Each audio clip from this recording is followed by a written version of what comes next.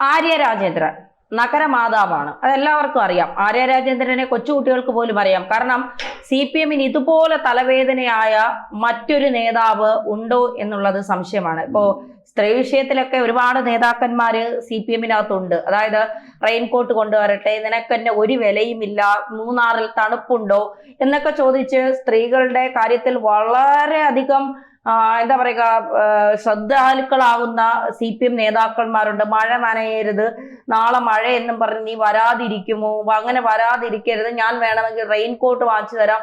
ലോകത്താരും അറിയില്ലല്ലോ, എനിക്ക് വിശ്വസിക്കാമല്ലോ.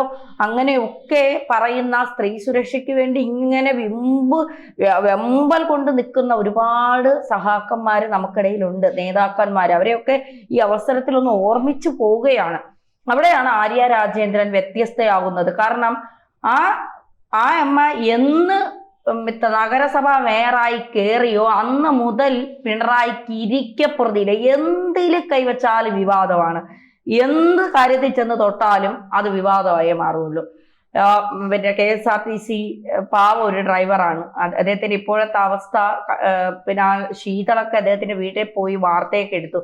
ശീതളിന്റെ ആ വാർത്തയൊക്കെ കണ്ടപ്പോൾ സത്യത്തിൽ എനിക്ക് സങ്കടമാണ് തോന്നിയത്. കുഞ്ഞിനെ വേണ്ടി പിന്നെ എന്താ ഒരു കുഞ്ഞിനെ നോക്കാൻ അദ്ദേഹം കിടന്ന് പാടുപെടുന്ന ഒരു അവസ്ഥ ഒന്ന് ആലോചിച്ച് നോക്കി. എന്ത് സർക്കാരാണ്, എന്ത് ക്രൂരമായാണ് ആ മനുഷ്യനോട് ഈ സർക്കാർ പെരുമാറുന്നതെന്നൊന്ന് ആലോചിച്ച് നോക്കും. നമ്മുടെ ഗണേശൻ മന്ത്രിക്കൊക്കെ എല്ലാവരോടും ഭയങ്കര സഹതാപമുള്ള മന്ത്രിയാണ്, സത്യത്തിന് വേണ്ടി മാത്രം നിൽക്കുന്ന മന്ത്രി എന്നൊക്കെയാണ് അദ്ദേഹം തന്നെ പറയുന്നത്. അദ്ദേഹം ഈ യദുവിന്റെ കണ്ണീരൊന്നും കാണുന്നില്ല എന്നുള്ളതാണ് ചോദിക്കാനുള്ളത്. എന്തായാലും അവിടെ അങ്ങനെ ആറ്റുകാൽ അമ്മയുടെ പേരും പറഞ്ഞ അത്, പിന്നെ നഗരസഭയിൽ ആളെ എടുക്കാൻ സഹാക്കന്മാരാരെങ്കിലും വെറുതെ തേരാപ്പാരം നടക്കുന്നുണ്ടെങ്കിൽ കൊണ്ടുവന്നേക്ക്, ഇവിടെ ആളൊഴിവുണ്ടെന്ന് പറഞ്ഞ് അങ്ങനെ എന്ത് വിവാദങ്ങളാണ് ആ സ്ത്രീ ഉണ്ടാക്കി വെക്കുന്നതെന്ന് ചോദിച്ചാൽ, നഗരസഭ ഇപ്പോഴും പിന്നെ അവിടം നേരെയാക്കാനോ തിരുവനന്തപുരം കോർപ്പറേഷൻ ഒന്ന് നന്നാക്കാനോ ഒന്നും ആര്യ രാജേന്ദ്രന് സമയമില്ല. അവർക്ക് അടുത്ത തിരഞ്ഞെടുപ്പിൽ പിന്നെ നിയമമണ്ഡലത്തിൽ MLA ആയി മത്സരിക്കണം, MLA ആകണം എന്നുള്ളതിന്റെ തത്രപ്പാടിൽ ഇങ്ങനെ ഓടിക്കിതയ്ക്കണം. അതിനിടയ്ക്ക് ഒരു സമ്മാനം കിട്ടി. സമ്മാനം എന്ന് പറയുന്നത് BJPയുടെ ഒരു നേതാവ് ഉണ്ടാക്കിയ ഒരു പുരസ്കാരമാണ്. വിഷ്ണു പ്രസാദ് ശുക്ല, അങ്ങനെ എന്തോ ആണ് അദ്ദേഹത്തിന്റെ പേര്. അദ്ദേഹം ഉണ്ടാക്കിയ ഒരു 1991 ഇറങ്ങിയ ഒരു പുരസ്കാരമാണ്. BJPയുടെ പുരസ്കാരം വാങ്ങാൻ ഒരു നാണവും മാനവും ഇല്ലാതെ കോട്ടൊക്കെ ധരിച്ച് അങ്ങ് പോവുകയാണ്. UK പാർലമെന്റ് എനിക്ക് നൽകുന്ന നഗരസഭയുടെ സുസ്ഥിര വികസനത്തിനെന്നും പറഞ്ഞിട്ടാണ് പോയത്. അതായത് സത്യത്തിൽ ആ പിന്നെ അവാർഡിന്റെ പേര് എനിക്കൊരു 10 പ്രാവശ്യം വായിച്ചാൽ എന്റെ വായിൽ നിൽക്കുന്നുള്ളൂ. വേൾഡ് ബുക്ക് ഓഫ് റെക്കോർഡ് എന്നാണ് ആ പിന്നെ എന്താ പറയുക ആ റെക്കോർഡിന്റെ പേര്. പിന്നെ നഗരസഭയുടെ സുസ്ഥിര സേവനത്തിന് കിട്ടിയ റെക്കോർഡിന്റെ പേരാണ്, പിന്നെ അവാർഡിന്റെ പേരാണ് world book of record.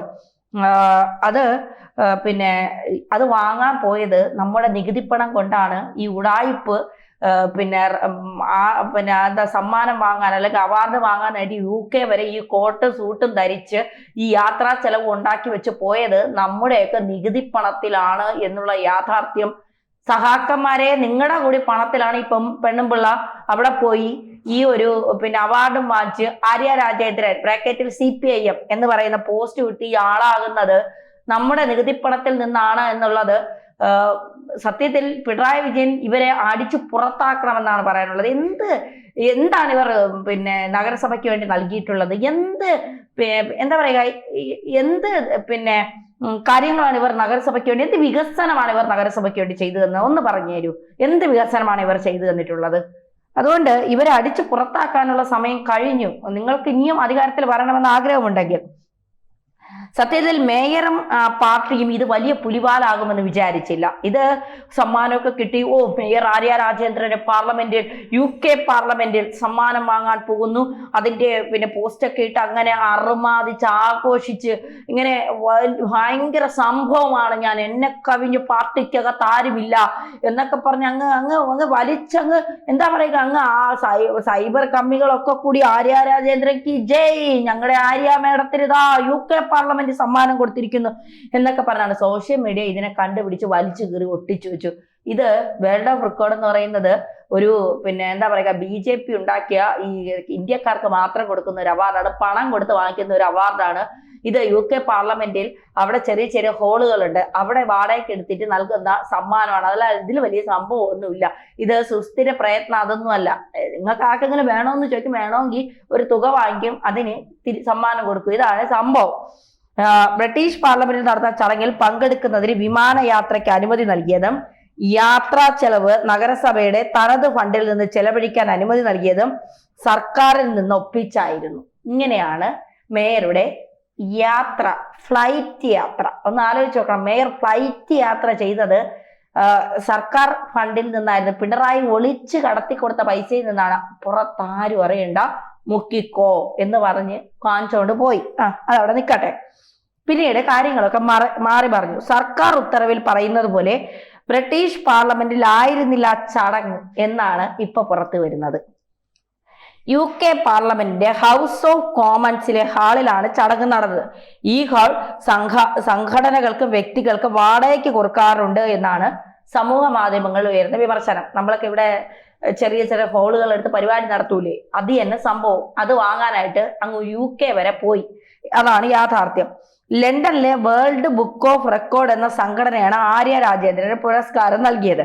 Thiruvananthapuram നഗരസഭ നടപ്പിലാക്കിയ സുസ്ഥിര വികസന പ്രവർത്തനങ്ങൾക്ക് UK പാർലമെന്റിൽ വേൾഡ് ബുക്ക് ഓഫ് റെക്കോർഡ് സംഘടിപ്പിച്ച ചടങ്ങിൽ സർട്ടിഫിക്കറ്റ് ഓഫ് എക്സലൻസ് മേയർ എന്ന നിലയിൽ ഞാൻ ഏറ്റുവാങ്ങുകയാണ്. പ്രസ്ഥാനത്തിനും ജനങ്ങൾക്കും ഈ പുരസ്കാരം സമർപ്പിക്കണം. എന്തിന്? നിങ്ങൾക്ക് വേണ്ട ഈ പുരസ്കാരം. നിങ്ങൾ എന്ത് ചെയ്തു എന്നുള്ളത് തിരുവനന്തപുരം ജില്ലക്കാർക്ക് നന്നായിട്ടറിയാം.